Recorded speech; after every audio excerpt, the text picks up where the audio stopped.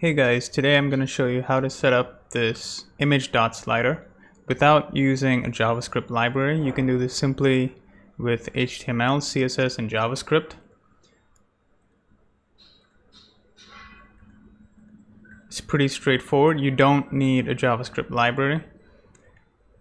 So the idea behind this is to just have a display area, which is this border of 1 pixel solid black, so you can see it, and inside that you have another rectangle that contains all these cards. Now actually these cards overflow, meaning the rectangle inside is actually longer than than this display area rectangle. But all we're doing is setting the overflow for the outside rectangle, the display area, to only this area, which is why you can't see the rest of the inside rectangle, which contains all the cards. That's pretty much the logic. Let's go through this and see what I mean. So we'll start first of all by creating our HTML. So we'll write dot display area. This is an emmet abbreviation, so you can just type the class name and then press tab, and you will have the div automatically created for you. It just makes coding faster. So we have an outside rectangle called display area, and inside that we're gonna have another rectangle called cards wrapper. You can name it anything. I call it cards wrapper because it just makes sense.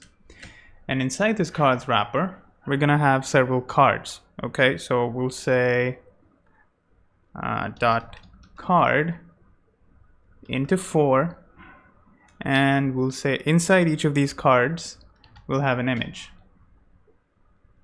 Oh, whoops, I wrote images. It's actually just image. There we go. Great. So let's see what this looks like. So we'll just highlight the card first. We'll say dot card. We'll have a height of 200 pixels. We'll have a background color of RGBA. It'll just a light gray.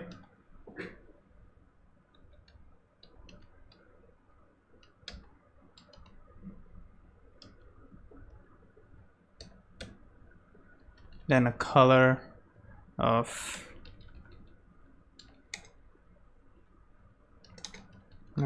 white.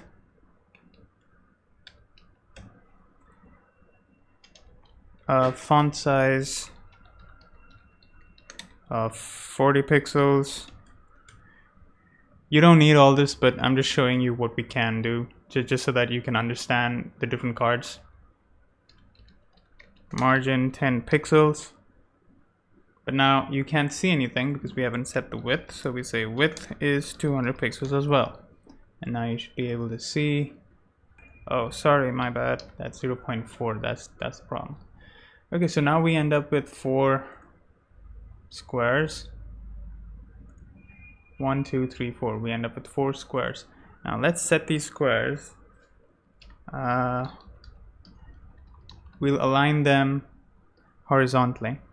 So we take a cards wrapper, which is this one, which wraps all our cards wrapper, and we set the display to flex, and everything should move on to the side. Then we'll set the display area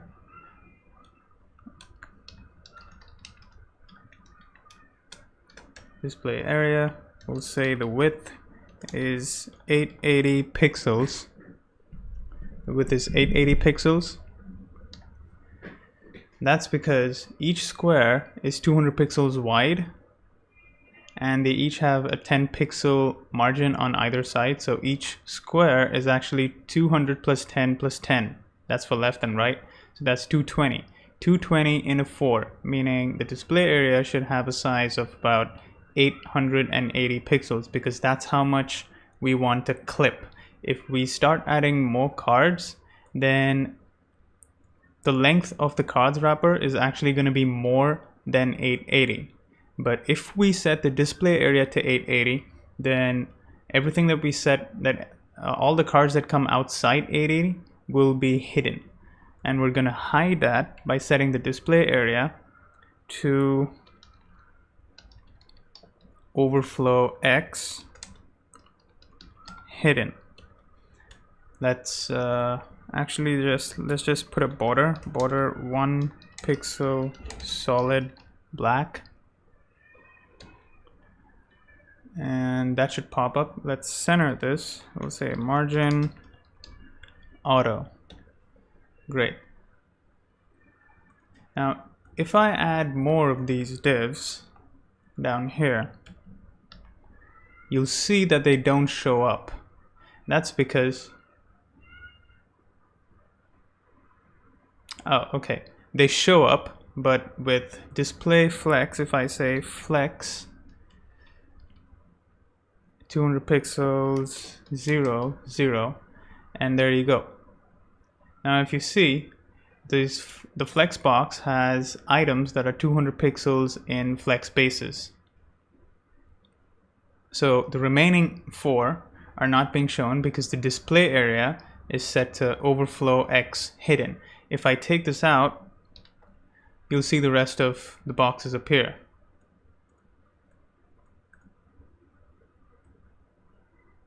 So when we set this, the outside box is going to be only 880 pixels. So you can consider this display area to be like a sort of cutout. Okay, so now let's add some of these, let's add an image inside. So we'll generate an image. We'll use random images from Pixum Photos. Okay, so if we want okay, so if we want a square, we'll just say 200 by 200. So we come here and we write 200, and now you should get a square. So let's just add that in everywhere.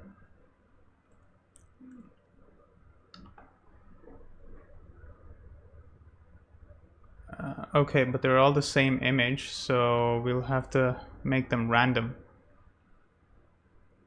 You can make them random here. I just forget how it, here it is. So you just add a query of random is equal to 1, 2, 3. So I just add that here. I say random 1. I'll do the same for this. Random 1, random 1, random 2. I'll change the random 2, 3, and 4. There we go. Now we have different images in each box. We'll do the same for the second.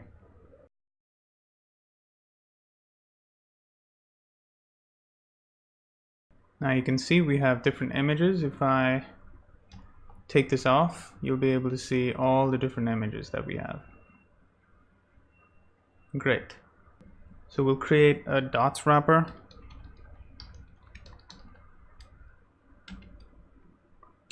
Inside the dots wrapper, we'll have buttons. So we'll say button dot dot, meaning this button will have a class of dot. Okay, and we're going to copy this once. And there we go. So now we see 2 buttons. Let's set up the CSS for these buttons. So once again, we'll say dots wrapper display flex. We'll say justify content center margin auto. Then we'll set the class for the dots and say dot. So we'll set the border is none. Background is RGBA 000.2. So yeah, you can't see it right now. That's because we haven't set the height for it.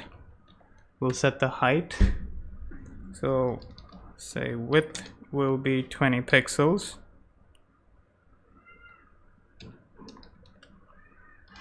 Height is 20 pixels. There we go. We'll set a margin for them. Margin 5 pixels away from each other. There we go.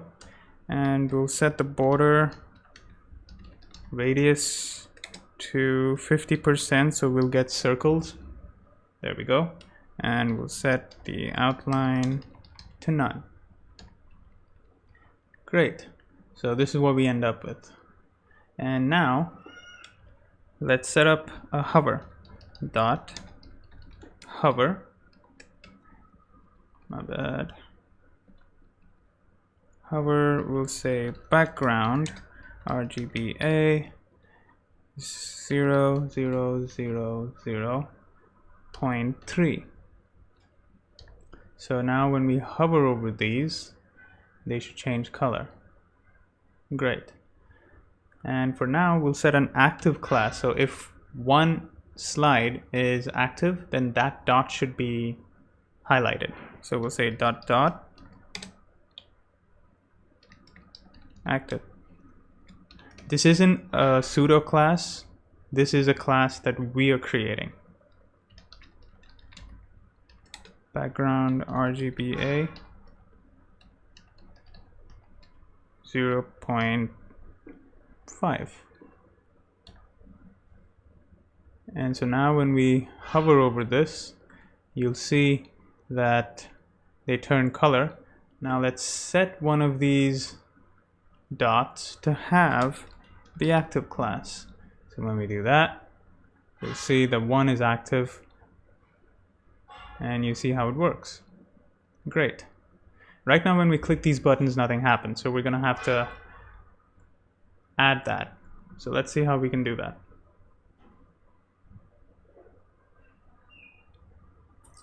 Anyway, that's pretty much for the CSS and for the HTML. Now we're going to focus on the JavaScript to actually achieve the slider.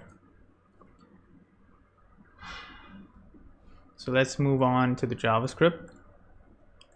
We can keep it like this just to understand. Okay.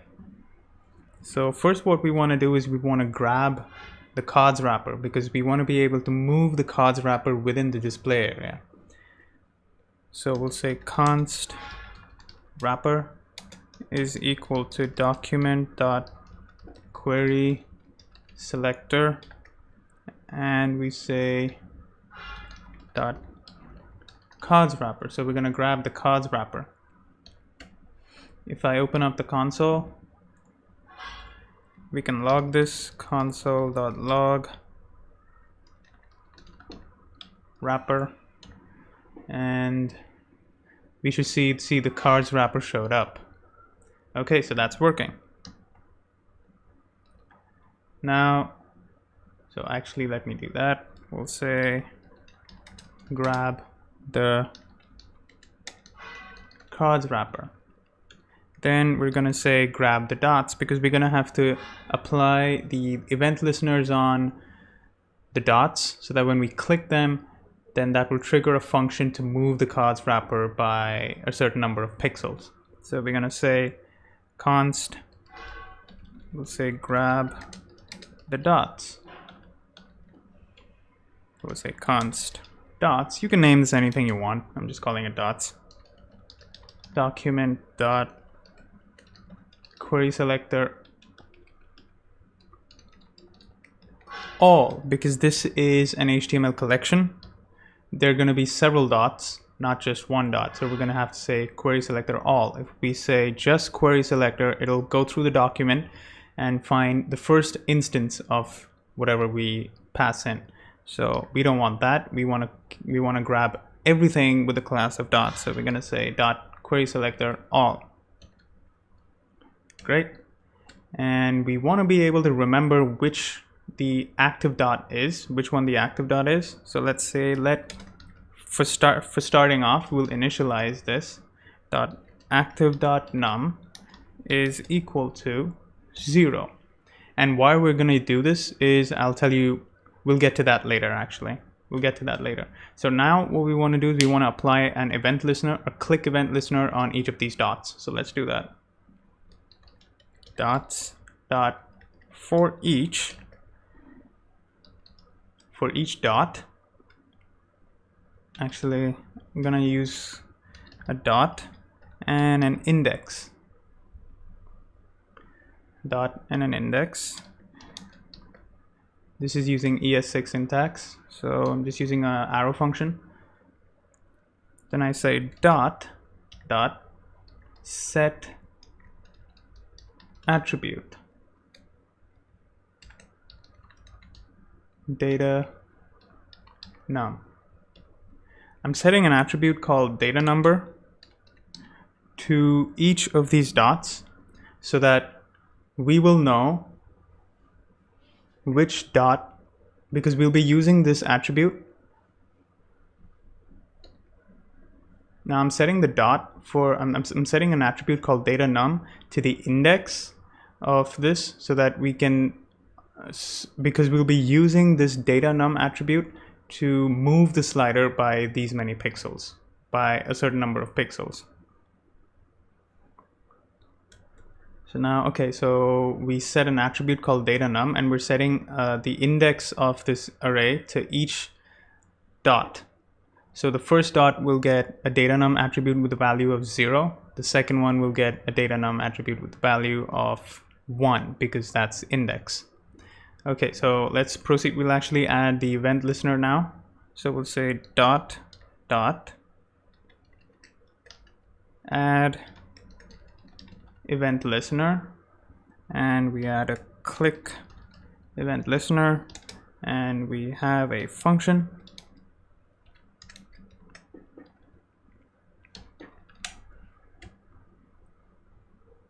This event listener will have, we need to see, okay, so a couple of things. If the dot that is being clicked is already the active one, then we shouldn't do anything. So let's set that up. So we say if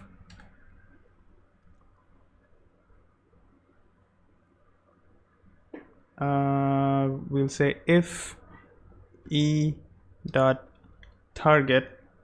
No, actually, let's do it differently. We'll say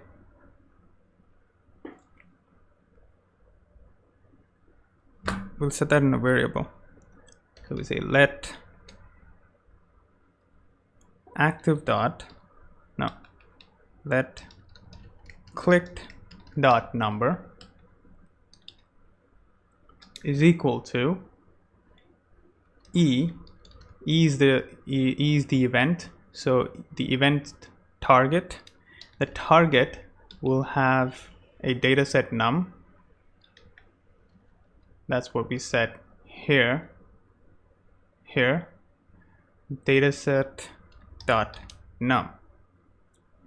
So this is pretty easy now. If we, so we'll say if the clicked dot,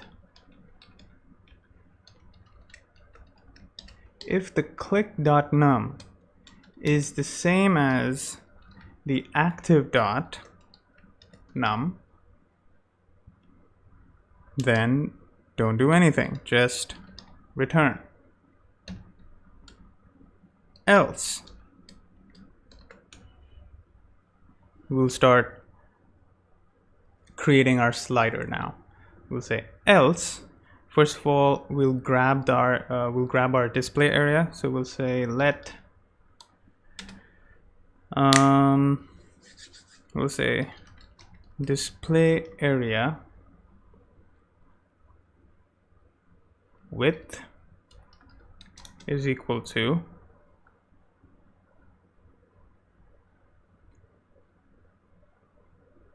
wrapper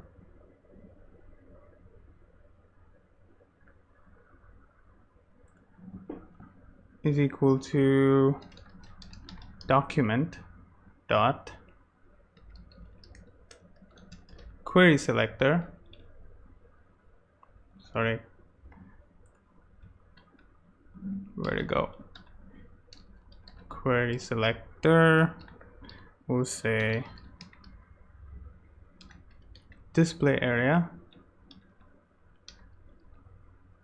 dot client width. So this will give us the width of the display area. Let me clear this. Let's see. I'll say console.log display area width. So now we should be able to get display area width when we click on a dot. So when we click this, you'll see right now nothing happens because the active dot is equal to the click dot. The active dot number is equal to the click dot number. If I click on the second dot, you see the click dot is not equal to the active dot number. So we displayed the display area width. That's this box. That's 880 pixels. And these first 4 squares has a width of 880 pixels. Now the idea is when we click on the second dot, we should move the cards wrapper, which is inside the display area, by 880 pixels, and that will reveal the rest of the cards on this side. So let's see how we can do that. So first of all, we need to say let pixels to move is equal to negative display area into display area width into clicked dot none. The reason for this and not writing and not just using 880 pixels by itself is because we want to have this formula be dynamic. If we had more than 8 and let's say we had 3 dots and we had about 12 pictures, then we're gonna have to not only move this by 880 pixels, we're gonna have to move this by also 880 into 2 to reach the third slide. And also when we click back, it has to be a different number. It shouldn't be always 880. So this is a formula that lets us do that, and it makes sense. Great. So we say we have the pixels to move, which is the formula, the display area width, and what we're going to do is we're going to translate the cards wrapper by the x-axis by using 880 into the dot number, meaning it'll know that if you're clicking the second dot, then you're going to have to do 880 into 1. So you want to move it by 880 pixels. If it's the third dot, then it's going to be 880 into 012, 880 into 2, which is going to be about 1760 pixels, and it has to be minus, not plus. That's because translate x minus will move the cards towards the left. So that's why I set minus display area width and not positive display area width, because translate x has to be minus in order to move it to the left. If it's a positive value, then it'll move it to the right. Now let's move this. We'll say wrapper dot style dot transform. We're going to transform this. We'll say translate x, and we're gonna have to make this. We're gonna have to make this dynamic as well. So translate x, and here we're gonna have to add in pixels to move as a live value. So we'll say plus pixels to move plus. Great. Space that out so you can understand. Great. So we're saying we're going to set a style that says translate x by this many number of pixels, and this pixels is going to be calculated with this formula, which is based on the dot that you click. Great. Let's see if this works. When I click this now, you should be able to see this thing move. Okay, it hasn't moved. Something's wrong. Okay, let's add a... Oh, there's one thing I forgot to do. We have to add a transition.